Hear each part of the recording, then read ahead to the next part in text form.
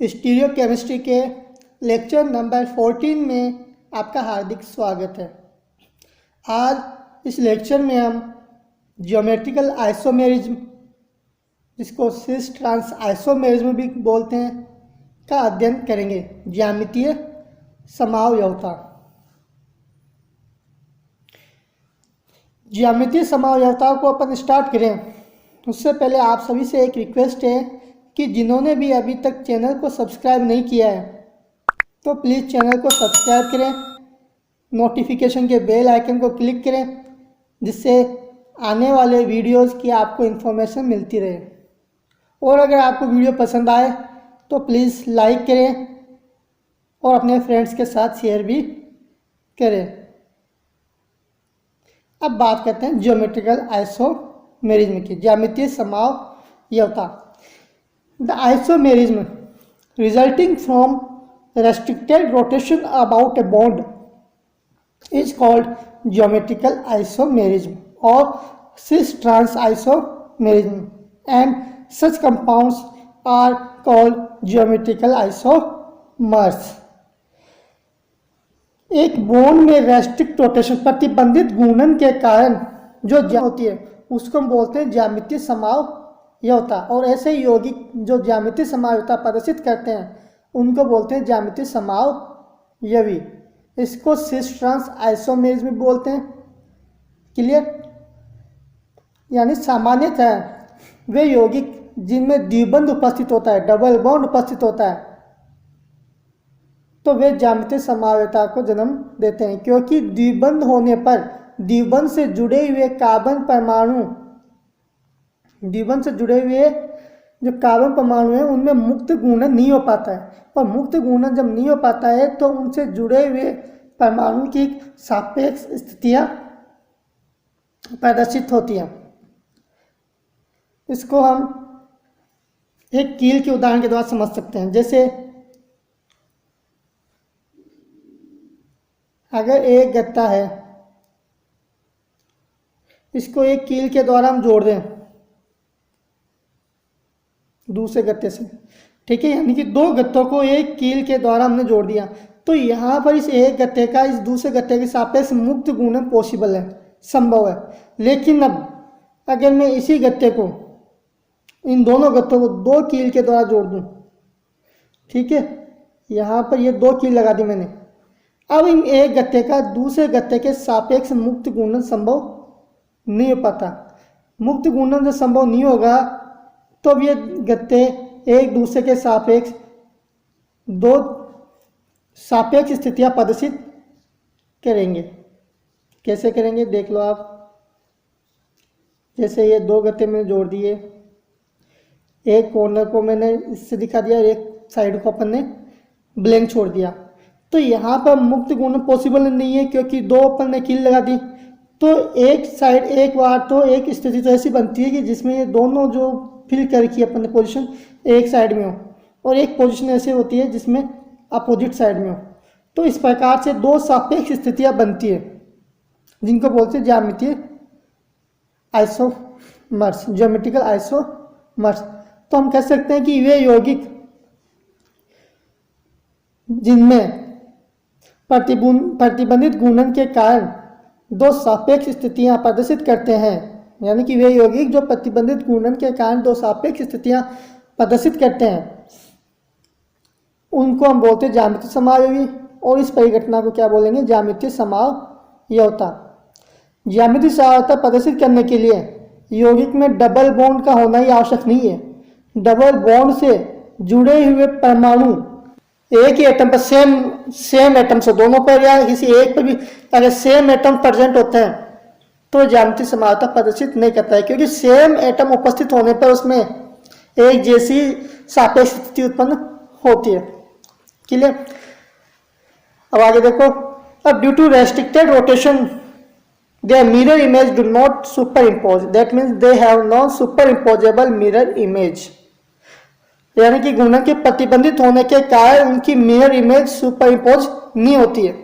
जब mirror image super impose नहीं होगी तो यानी कि वे non superimposable mirror image होगी। तो इस कारण से इसको हम डायस्टिरियोमर्स भी बोलते हैं। विवरण समावयवी भी क्या होते हैं? विवरण समावयवी क्या होते हैं?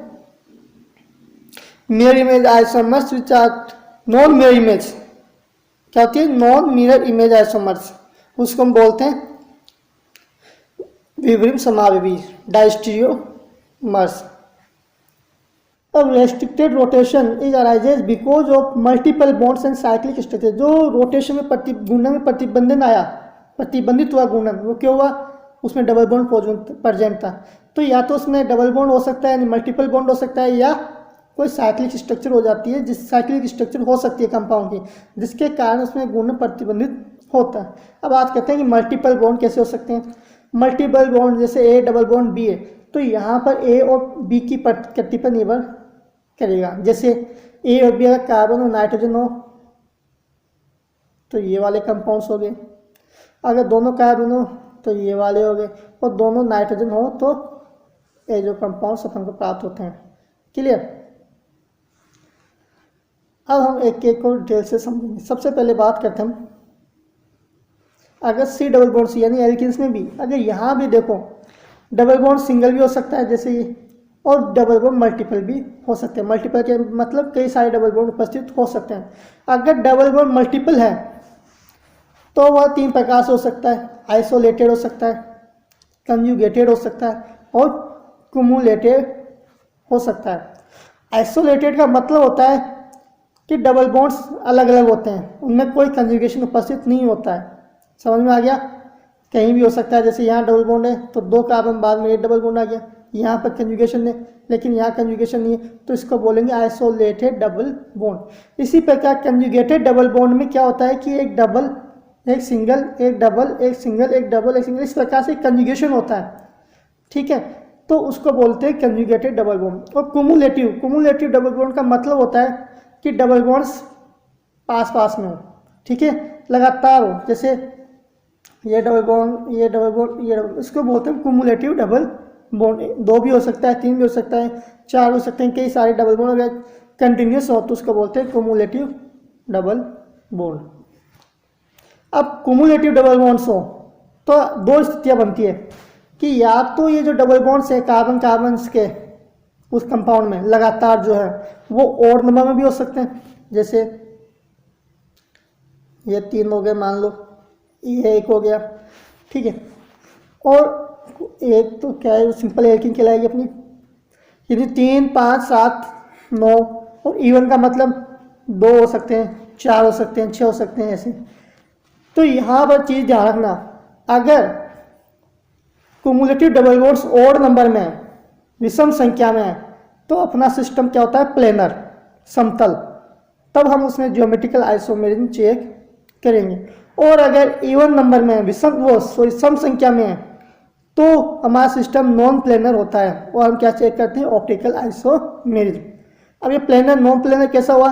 इसके लिए आपको ये जो कुमुलेटिव डबल बॉन्ड्स है उसका ऑर्बिटल डायग्राम देखना पड़ेगा कि किस प्रकार से वो पाई बॉन्ड जनरेट होता है, पाई बॉन्ड बनता है। तो हम एक एक उदाहरण लेते हैं। जैसे मैंने लिया E1 वाले का, E1 वाले में अपन ने 2 कुमुलेटिव डबल बॉन्ड्स दिखा दिए, 2 पाई बॉन्ड दिखा दिए, क्लियर। अब आपको पता है कि ये पाई बॉन्ड कैसे बना, देखो कार्बन कार्बन कार्बन, क्लियर। यहाँ पर ये 2 टर्मिनल वाले कार्बन sp2 संकेत हैं, तो इनके पास तो क्या है? एक pz ऑर्बिटल वेकेंट रहता है, और ये बीच वाला कार्बन है ये sp संकेत है। यहाँ पर 2 p orbitals, vacant p orbitals एक दूसरे के परपेंडिकुलर होते हैं, ठीक है। ये 2 p ऑर्बिटल्स जो एक दूसरे के पैरेलल हैं वो p ऑर्बिटल का निर्माण करेंगे, वो पाई बॉन्ड का निर्माण करेंगे। इसी प्रकार बीच वाले कार्बन का ये जो p ऑर्बिटल है जो कि हॉरिजॉन्टल टाइप है क्योंकि इसके परपेंडिकुलर है, तो ये इस प्रकार से p ऑर्बिटल का निर्माण, वो पाई बॉन्ड का निर्माण करेंगे। तो यहाँ पर अगर ये प्लेन में है तो ये वाले रेडियस में होंगे, क्लियर। ये जो 2 वैलेंसी जुड़ी हुई है इस टर्मिनल कार्बन से, इस प्रकार से होगी। तो यानी कि आप देखो एक प्लेन तो ऐसा और एक कैसा है? ऐसा। तो यहाँ पर कोई भी प्लेन प्रेजेंट नहीं है, जिसके कारण क्या हुआ? नॉन प्लेनर, यानी कि E1 वाले कैसे होते हैं? Non planar. और जब नॉन प्लेनर होते हैं तो सिस्टम ऑप्टिकल आइसोमेरिज्म शो करेगा, क्योंकि वहाँ पर ना तो प्लेन ऑफ सिमेट्री और नहीं सेंटर ऑफ सिमेट्री प्रेजेंट है। क्लियर। अब बात करते हैं हम ओड वाले की। ओड वाले में एक तो सिंपल एक बॉन्ड हो, तो यहाँ कार्बन एटम से सेम ग्रुप तो जुड़ ही नहीं सकते। तो ये वाला अगर प्लेन है, प्लेन प्रेजेंट हो सकता है, तो यहाँ पर क्या होता है, सिस्टम ज्योमेट्रिकल आइसोमेरिज्म शो करेगा। और एक चीज़ और ध्यान रखना कि ज्योमेट्रिकल आइसोमेरिज्म शो करने के लिए चूँकि चारों एटम प्लेन में होने चाहिए और ये सिस्टम कैसा होना चाहिए, प्लेनर। ओके। इसी प्रकार आप 3 कार्बन का भी देख सकते हो, जब ऑर्बिटल डायग्राम बनाओगे तो आपको सिस्टम कैसा नजर आएगा, ओड ही नजर आएगा। अब बात करते हैं कि वे कंपाउंड जो साइक्लिक स्ट्रक्चर रखते हैं वे भी ज्यामितीय समावयवता प्रदर्शित करते हैं। ये हम सब स्टीरियो सेंटर जब पढ़े थे हम तब पढ़ चुके हैं कि स्टीरियो सेंटर में अगर अपन कुछ इंटर चेंज करें तो वहाँ से न्यू स्टीरियो आइसोमर जनरेट हो सकते हैं, तो वो भी स्टीरियो आइसोमर ऑप्टिकल आइसोमर देते हैं। और यहाँ भी जैसे साइक्लिक स्ट्रक्चर्स यहाँ भी ज्योमेट्रिकल आइसोमर शो कर सकते हैं, जैसे monocyclic mono cyclobutane, cyclopropane, cyclopentane, cyclohexane. इसी प्रकार से मोनोसाइक्लिक कंपाउंड्स, इसी प्रकार बाइसाइक्लिक कंपाउंड्स, ब्रिज कंपाउंड और पॉलीस्पाइरो कंपाउंड्स भी ज्योमेट्रिकल आइसोमर शो कर सकते हैं। पॉलीस्पाइरो कंपाउंड्स में आप देखो किस प्रकार से होते हैं। पॉलीस्पाइरो कंपाउंड्स में ये जो रिंग्स हैं वो कॉर्नर से जुड़ी हुई होती है, एक दूसरे से अटैच रहती है। इसको हम जैसे समझ सकते हैं, जैसे ये पाई बॉन्ड्स होते हैं कुमुलेटिव में, उसी प्रकार यहाँ पर रिंग आपस में जुड़ी हुई होती है। जिस प्रकार क्यूमुलेटिव बॉन्ड्स में कंडीशन थी, यहाँ भी 2 कंडीशन जनरेट होती है। पहली तो ये कि अगर ये रिंग्स ऑड नंबर में है तो सिस्टम कैसा होता है, प्लेनर, और we will check geometrical isomerism. और अगर ये इवन में है तो ये सिस्टम कैसा होगा, non planar, we will check the optical isomerism. आप अच्छा देख सकते कि प्रत्येक कार्बन sp3 एवरेज है। क्लियर। sp3 कार्बन में अगर ये प्लेन में है तो ये कैसे होंगे, वेज में, और दूसरा वाला कार्बन है वो ओवरलैपिंग होगी तो उसकी इस पर प्लेनर से होगी और ये वेज में होगा। ठीक है, ये तो हो गया अपना ओड। अब ओड में आपको प्लेन लगता हुआ दिख सकता है, लेकिन अगर अपन इवन की बात करें तो अब ऐसे होगा। प्रत्येक sp3 कार्बन है, sp3 कार्बन को हम इस प्रकार से रीअरेंज करेंगे तो यहाँ पर देख सकते हो आप, ये जो टर्मिनल है इसमें दोनों ग्रुप प्लेनर है, जबकि इसमें कैसे हैं, वेज और डेस पे। तो ये भी सिस्टम कैसा होता है, non planar. Clear. In order to represent the geometrical isomerism by the compound, the groups should be different, lies at each stereo center in which between geometrical isomerism observed। ये हम पढ़ चुके हैं कि geometrical isomerism शो करने के लिए stereo centre, जो प्रत्येक स्टीरियो सेंटर पर सेम ग्रुप एब्सेंट होना चाहिए। क्लियर। अगर सेम ग्रुप प्रेजेंट है तो ज्योमेट्रिकल आइसोमेरिज्म शो नहीं करेगा। और इसी प्रकार सिस्टम प्लेनर होना चाहिए, समतलीय होना चाहिए, और चारों एटम जो कि D1 से जुड़े, दोनों कार्बन से जुड़े हुए हैं, वो सेम प्लेन में होने चाहिए। System must be planar for substituents lies on the same plane. Clear. अब हम बात करते हैं geometrical isomerism in alkenes. Alkenes में ज्योमेट्रिकल आइसोमेरिज्म, ज्यामितीय समावयवता। ये आपको एल्किन की स्ट्रक्चर दिख रही होगी। एल्किन में दोनों कार्बन एटम जो कि D1 से जुड़े हुए हैं उनका संकरण कैसा होता है, sp2। sp2 संकरण होने के कारण एल्किन का प्रत्येक कार्बन, यानी दोनों कार्बन पर 3 प्लेनर वैलेंसी होती है। ठीक है, यानी कि इसकी प्लेनर स्ट्रक्चर होती है, समतलीय स्ट्रक्चर होती है। और 6 एटम इस कार्बन से जुड़े दोनों और इस कार्बन से जुड़े दोनों, ये दोनों कार्बन किस में होते हैं, प्लेन में होते हैं। क्लियर। और प्रत्येक कार्बन के पास एक pz ऑर्बिटल होता है, वैकेंट ऑर्बिटल होता है, जो कि दोनों आपस में pz ओवरलैपिंग, पार्शियल ओवरलैपिंग के द्वारा पाई बॉन्ड का निर्माण करते हैं। और पाई बॉन्ड का निर्माण, यानी पाई बॉन्ड तब ज़्यादा स्ट्रॉन्ग होता है जब यह pz पार्शियल ओवरलैपिंग स्ट्रॉन्ग, वो एक्सटेंट ऑफ ओवरलैपिंग जब ज़्यादा होती है तब पाई बॉन्ड स्ट्रॉन्ग होगा। और पाई बॉन्ड की जो एक्सटेंट ओवरलैपिंग ज़्यादा कब होगी, जब सिस्टम प्लेनर होगा और दोनों पी ऑर्बिटल पीजेड ऑर्बिटल से एक दूसरे के पैरेलल होंगे। क्लियर। लेकिन अगर हम carbon carbon alkene carbon carbon bond को रोटेट करेंगे तो सिस्टम की प्लेनरिटी डिस्टर्ब होती है। जब सिस्टम की प्लेनरिटी डिस्टर्ब होती है तो पीजेड पीजेड ऑर्बिटल्स का पाई बॉन्ड फॉर्मेशन के लिए जो ओवरलैपिंग है वो भी डिस्टर्ब होगी। तो पाई बॉन्ड की जो एक्सटेंट ओवरलैपिंग है वो क्या हो जाती है, डिक्रीज हो जाती है।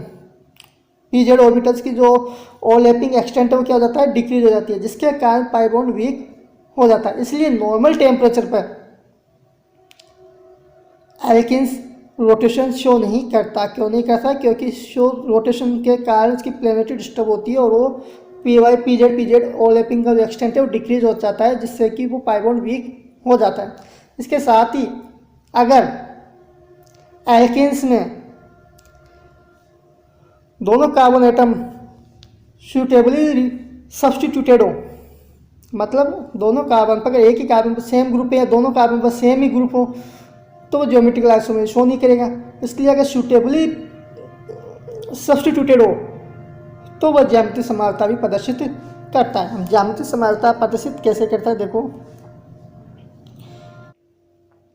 अब कुछ एग्जांपल्स देखते हैं कैसे एल्किन ज्यामितीय समानता प्रदर्शित करेगी और नहीं करेगी। तो देखो सबसे फर्स्ट एग्जांपल, एल्किन्स के दोनों कार्बन एटम्स अगर सेम एटम्स हैं या सेम ग्रुप्स हैं तो ज्यामितीय समानता प्रदर्शित नहीं करेगी।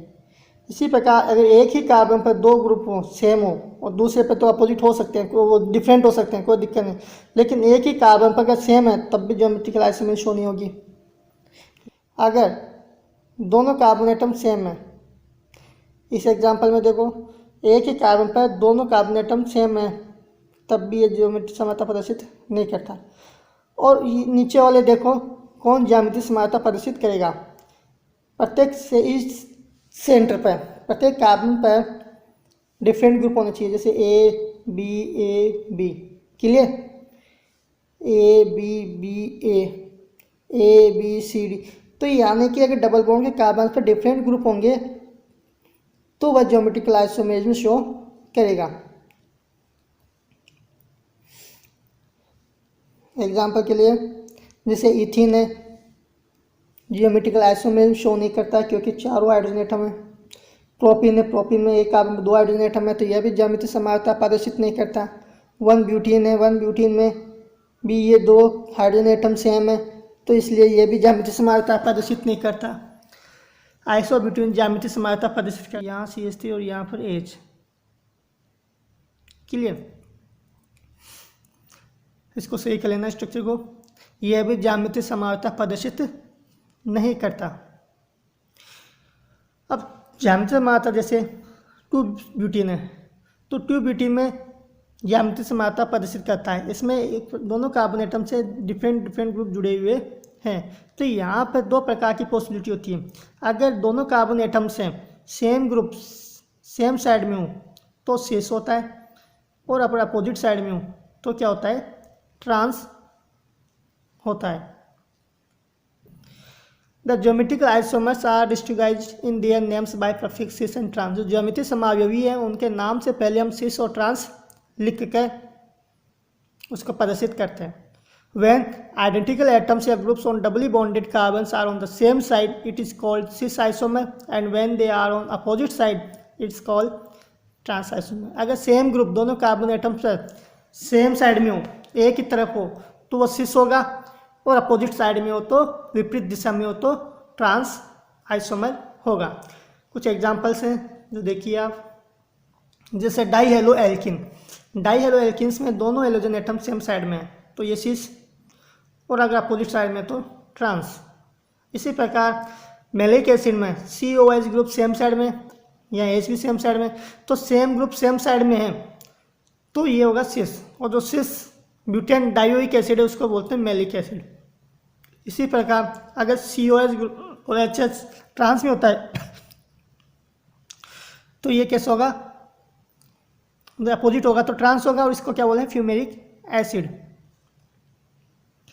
अगला एग्जांपल जैसे 2 ब्यूटेनोइक एसिड है। 2 ब्यूटेनोइक एसिड में अगर हाइड्रोजन सेम साइड में